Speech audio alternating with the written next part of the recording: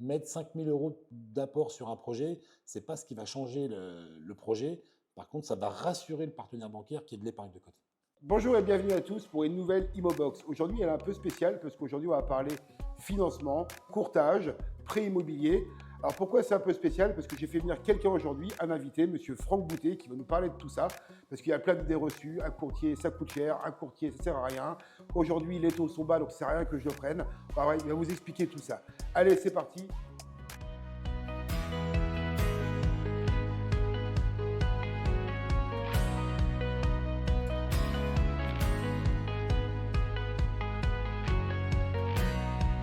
Salut Franck, bienvenue au bureau. Du coup, chez Askelancer Immobilier, tu as l'habitude de venir ici, à force, recevoir nos clients.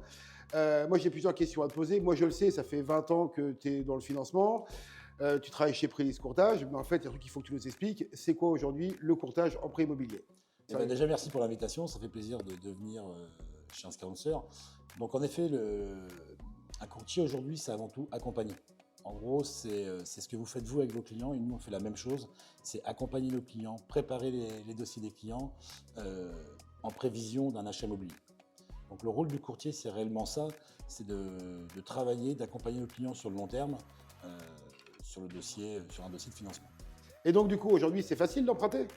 Oui, aujourd'hui, on a tous les partenaires bancaires aujourd'hui qui nous accompagnent.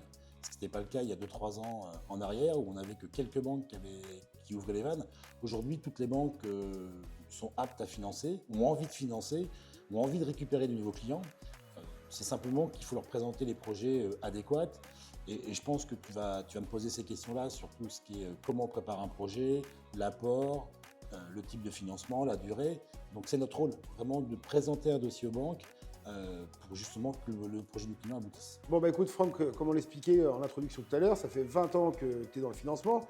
Bon, ça fait quelques années aussi que je suis dans l'immobilier et qu'on travaille ensemble. Mais il y a plein d'idées reçues en fait sur le financement. Est-ce que tu peux m'en dire un peu plus du coup? Vas-y, je t'écoute. Donne-moi les idées reçues. On est là pour y répondre. On entend souvent, il faut un CDI pour pouvoir emprunter. Est-ce que c'est vrai? Non. Non, puisqu'aujourd'hui, le CDI, ça peut être aussi un CDI précaire. On prend l'exemple d'un fonctionnaire. Aujourd'hui, très peu de fonctionnaires sont titularisés, ils sont contractuels. Et aujourd'hui, on peut financer des clients qui font de l'intérim. Alors, pas de l'intérim d'il y a 15 jours, mais quelqu'un qui fonctionne depuis quelques années en intérim, ça se finance. Il y a plusieurs contrats d'intérim renouvelés au fur et à Tout mesure, à fait. sans interruption très longue. En fait, c'est ça. Ce que les banques recherchent, justement, c'est cette régularité. C'est-à-dire quelqu'un qui fait de l'intérim depuis 3-4 ans, c'est quelqu'un qui est finançable. Par contre, l'intérimaire qui a commencé un mois, il y a 2 mois, qui a eu des coupures de 5-6 mois, c'est délicat pour une banque. Mais aujourd'hui, un intérimaire, c'est quelqu'un qui travaille, et je dirais que c'est la base. Aujourd'hui, ça se finance. En même temps, tu as autant de risques de perdre ton travail aujourd'hui quand tu travailles chez un patron en contrat à durée indéterminée que d'être en intérimaire et retrouver un poste plus rapidement. On est d'accord? Tout à fait. Ok. Donc, s'il ne faut pas du coup un CDI, tu vas me dire, comme l'idée reçue que tout le monde a, en fait, il faut un gros apport. On parle souvent de 20, 30 000, 40 000 euros. Comment un jeune aujourd'hui trouve 20, 30 000, 40 000 euros? Alors, tu as raison. Pour certains partenaires bancaires, il y a une exigence de dire qu'il faut apporter les frais de notaire, il faut apporter les frais d'agence immobilière. Donc, on arrive sur des montants de 20, 30 ou 40 000 euros. Mais aujourd'hui, chaque banque aussi applique une politique financière. On a aujourd'hui des partenaires bancaires qui ne vont pas exiger de l'apport, qui vont peut-être demander un petit peu d'épargne, ou au moins un client qui est capable d'épargner tous les mois. Parce qu'aujourd'hui, quand on ne prête pas sur 2-3 ans, on va prêter sur 15, 20, 20 ans, et la banque doit être capable, et c'est notre rôle aussi d'expliquer à la banque, qu'un client va pouvoir payer régulièrement son échéance de prêt parce qu'il est capable d'épargner, parce qu'il a une bonne gestion de compte. Donc, en 2 mots, ça veut dire que si je n'ai pas 30 000 euros d'apport, mais je suis capable de prouver que tous les mois, je mets 100 ou 200 euros dans un PEL ou peu importe, ça va marcher tout pareil en fait. Tout à fait. Sans pouvoir le débloquer pour autant, je peux le garder. Exactement. Simplement, la notion d'apport, ce qu'il faut bien comprendre, c'est que ça bloque dans certaines banques. On a certains partenaires, parce que c'est une politique, j'insiste sur ça, c'est une politique de risque pour eux, qui financent que 100% de la maison. Mais on a aussi des partenaires qui vont accepter de financer ce qu'on appelle dans notre métier 110-120%, c'est-à-dire tous les frais. Et je conseille même moi à mes clients, dans ce sujet-là, de garder de l'épargne. Parce que si demain il y a un problème de voiture, si demain il y a des travaux qui apparaissent sur une maison, au moins le client pourra faire face. Mettre 5 000 euros d'apport sur un projet, ce n'est pas ce qui va changer le projet. Par contre, ça va rassurer le partenaire bancaire qui est de l'épargne de côté. Du coup, à qui on prête pas? Du coup, c'est aux jeunes qui commencent la vie active ou aux anciens qui ont 70 ou 60 ans? Parce que souvent, moi, j'ai des clients qui sont dans une maison individuelle, qui ont 60 ans, qui quittent leur maison et qui veulent acheter un appartement. Et là, le problème arrive, en fait. Je vais te faire un peu d'humour. La seule personne qu'on ne peut pas financer aujourd'hui, malheureusement, c'est la personne qui est fichée Banque de France. Donc la notion d'âge, c'est plutôt des idées reçues. C'est qu'aujourd'hui, moi j'ai des partenaires bancaires en effet, et je te le confirme, arrivés à 60 ans, 65 ans, vont avoir un blocage. En disant, c'est des gens qui sont à la retraite, sauf qu'aujourd'hui, ces clients-là ont un pouvoir d'achat. Souvent, le prêt est déjà payé, donc ils ont une valorisation de la maison, et on peut leur faire des prêts relais. Ça m'arrive, hier encore, j'ai reçu une dame de 75 ans qui veut vendre sa grosse maison et qui va acheter un appartement, et on a déjà eu un accord d'un partenaire sur le principe. La seule problématique pour les anciens, si je peux me permettre, ça va être l'assurance. Mais ça aussi, ça se prépare. Le rôle d'un courtier, ça va être de lui trouver des solutions, soit avec son partenaire bancaire, soit avec des assureurs qui sont prêts aussi à assurer. Concernant les jeunes, c'est souvent, et tu l'as très bien dit dès le départ, un jeune n'a pas 20-30 000 euros de côté.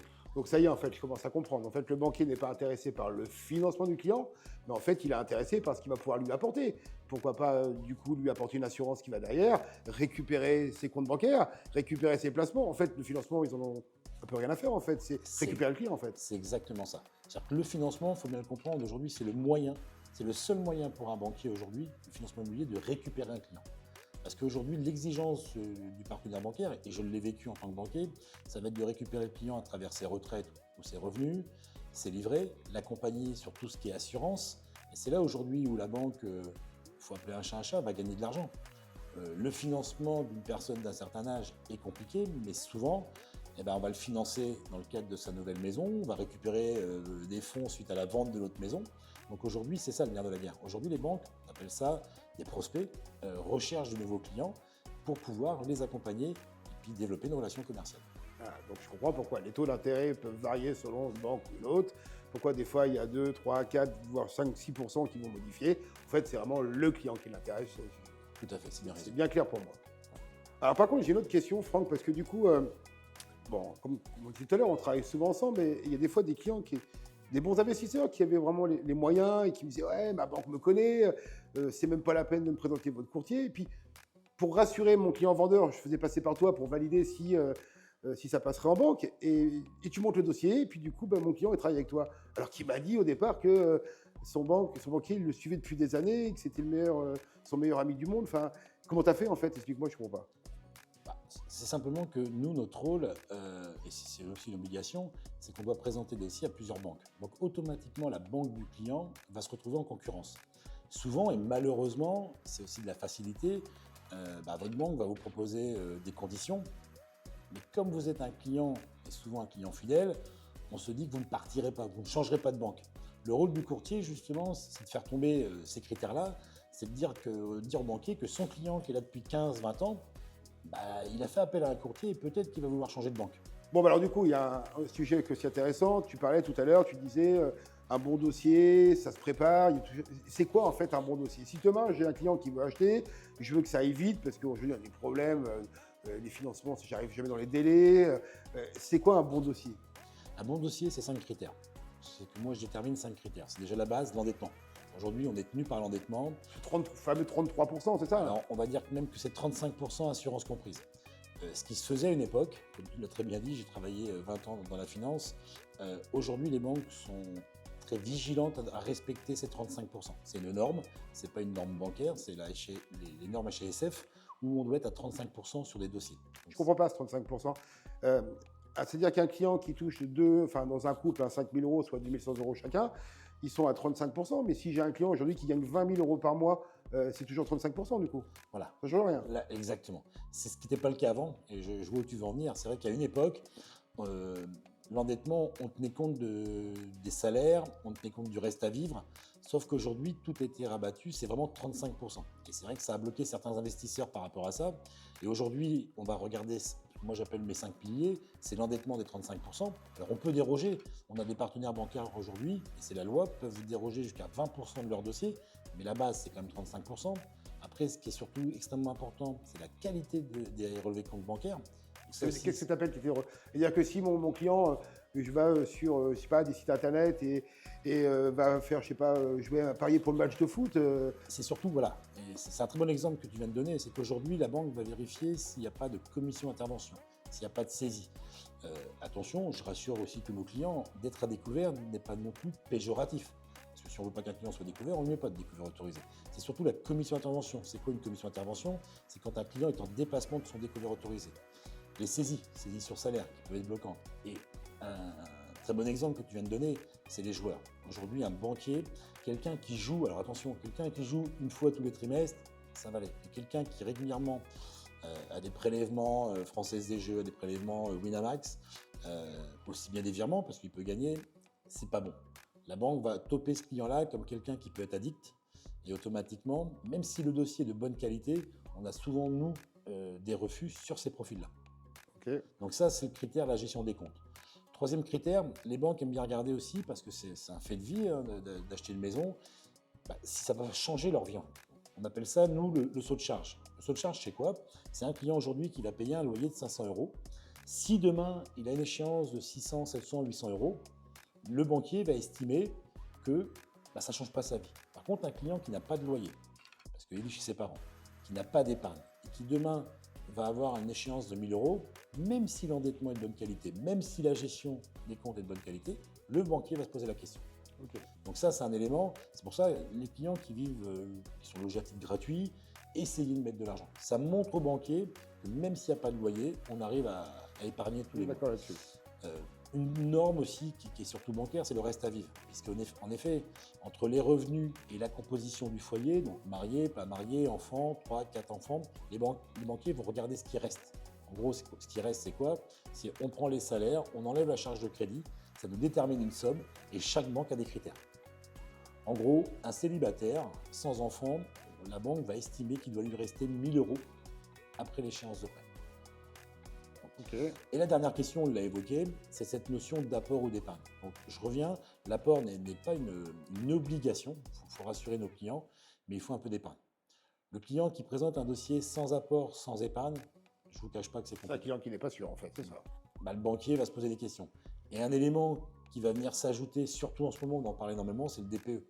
C'est-à-dire qu'on a un DPE qui serait en F ou G sur un dossier d'un client sans apport, sans épargne, c'est très compliqué.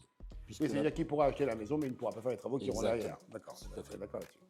Bon, en fait, le petit débrief, c'est ça. Donc, le but, c'est quand j'ai un client ou un client vient de voir, en fait, il faut qu'il prépare un dossier un peu béton.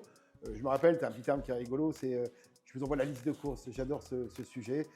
Liste de courses, c'est-à-dire qu'il prépare les dossiers, fiches de paye, tout ce qui s'ensuit. Ton but après, toi, c'est d'accompagner le client. Donc, ça veut dire tu vas faire un client en main, c'est ça? Tout à fait. C'est lui qui va se promener dans toutes les banques. Et puis, bon, je te le dis, c'est pas parce qu'on est filmé aujourd'hui, mais ce que j'aime bien en toi, c'est l'accompagnement quand même. Parce que des fois, je t'appelle à 21 h le soir et tu me réponds encore, c'est juste extraordinaire. Quel banquier fait ça aujourd'hui? C'est la base. Aujourd'hui, un client, c'est un projet de vie. Et vous en êtes la preuve. C'est-à-dire que vous accompagnez le client, un client qui demande une visite à 19 h, 20 h, vous ne la refusez pas aujourd'hui. Nous, courtiers, on accompagne aussi bien l'agent immobilier que le client. Et si on n'est pas disponible, c'est compliqué dans notre métier aujourd'hui. Puisqu'un client, quand il va acheter une maison, c'est le projet de sa vie. Et justement, cet accompagnement-là, il commence, comme tu l'as très bien dit, c'est qu'à travers ma liste de courses, parce que ça va permettre déjà d'aiguiller le client sur son projet, d'être aussi transparent si on ne peut pas aboutir au projet. Parce que ça nous arrive quelquefois de dire à un client, aujourd'hui, je ne peux pas vous accompagner. Et j'insiste sur le mot aujourd'hui, parce que c'est là où on va intervenir en disant, attention, les relevés de compte aujourd'hui sont un peu compliqués, donc on va les travailler. On va vraiment essayer de lui expliquer que le projet d'aujourd'hui n'est pas réalisable, mais peut-être que dans 3, 6, voire 1 an, il sera réalisable. Donc c'est ça l'accompagnement. Et derrière, parce qu'on a une image vis-à-vis de nos partenaires bancaires, on présente un dossier qui est complet. J'ai la chance aussi aujourd'hui, avec nos partenaires banquiers, de pouvoir présenter des dossiers avant le compromis. Ça permet de quoi? De rassurer le client, de te rassurer toi, de rassurer tout le monde. Parce qu'en fait, le gros problème, et je vais être clair avec toi, le gros problème, et même moi, c'est un problème pour moi quand je veux faire n'importe quoi dans la vie, c'est qu'aujourd'hui, on appelle, on tombe sur des standards et tout. Par exemple, là, tu es avec moi aujourd'hui. Si un de mes clients que je t'ai recommandé une semaine, il y a 2 jours, t'appelle, là, tu ne peux pas répondre parce qu'on est bien d'accord qu'on t'a fait couper ton téléphone portable et mettre en mode avion pour te filmer aujourd'hui. Il y a quelqu'un qui me répond là, si j'appelle tout de suite là? Alors, comme tu l'as très bien dit tout à l'heure, je travaille pour Prélis Courtage, on est installé depuis 2 ans sur Amboise et je travaille avec mon épouse. Et automatiquement, un peu comme vous trois ici, si le téléphone sonne, ça rebondit automatiquement sur mon épouse, qui elle prend note et on s'engage à rappeler notre client dans la journée. Donc en fait, un peu comme nous, tu as décidé de révolutionner le financement. Comme nous, on a révolutionné un peu l'immobilier, on voudrait être ouvert 7 jours sur 7 pour répondre à nos clients. Les clients sont volatiles. On en parle régulièrement, c'est qu'aujourd'hui, il y a un client, si on ne lui répond pas tout de suite, il y a plusieurs agents immobiliers, il y a plusieurs courtiers, donc on se doit de ça. Pour moi, c'est une obligation, c'est un service, c'est comme une conciergerie de luxe. Aujourd'hui, un client qui a un projet de 200 000 euros, un projet d'1 million d'euros, il doit être traité de la même manière et surtout avec la même réactivité. Un client, aujourd'hui, je me déplace. La preuve, hier, j'étais sur Tour-Centre, rencontrer un de tes clients. On se doit de trouver des solutions aux clients. Alors le client, souvent il y a des clients qui vont dire, non, on va venir sur Amboise, parce qu'en effet, Amboise est joli. Sauf qu'aujourd'hui, c'est aussi à moi de me déplacer chez les clients à tout moment. Aujourd'hui, je ne perdrai pas un dossier sur justement ce critère-là. Moi, j'ai une dernière idée reçue qu'on n'a pas évoquée. Et c'est souvent, alors, Steven, Myriam ou toi-même, vous avez la réponse. Il y en a beaucoup qui ne l'ont pas et qui ont une des craintes. Je voulais simplement expliquer aux clients que prendre contact avec un courtier, c'est gratuit. Moi, je suis vraiment payé qu'au résultat. Donc, c'est de calculer une enveloppe, de préparer un projet, n'engage pas le client. D'accord, ok. C'est extrêmement important parce que souvent, on entend, bah oui, ça va me coûter combien? Ouais, mais si je ne travaille pas avec lui, ça va me coûter combien? Non. Ah, mais en fait, j'ai tout compris. Ça veut dire que toi, tu vas calculer le truc, tu vas prendre le risque de travailler pour lui gratuitement s'il peut avoir sa propre banque derrière. Tout à fait. Et justement, ton but, du coup, c'est de trouver le meilleur taux. Voilà, exactement. Eh bien, on s'est tout dit. Écoute, Eh ben, je Franck, je te remercie souhaite beaucoup. une bonne fin de journée. Et Merci puis, du pour coup, l'accueil. Je suis quand même le bienvenu aussi en bois. Je fais bien Avec aussi. plaisir. Eh bien, on fait comme ça. Merci, Merci. Franck. Cette vidéo se termine. Il est temps pour nous d'aller rejoindre les clients pour aller signer des offres d'achat et les faire financer par Franck Boutet. Bon, je vais vous mettre bien sûr en bas comment vous pouvez joindre Franck Boutet par prélis comptage. Mes coordonnées, moi, je n'ai pas besoin de vous les donner, vous les connaissez par cœur. Et je mets cette petite vidéo sur YouTube et aussi sur mon Imobox pour pouvoir les retrouver à tout moment. Bonne journée à vous et à plus tard.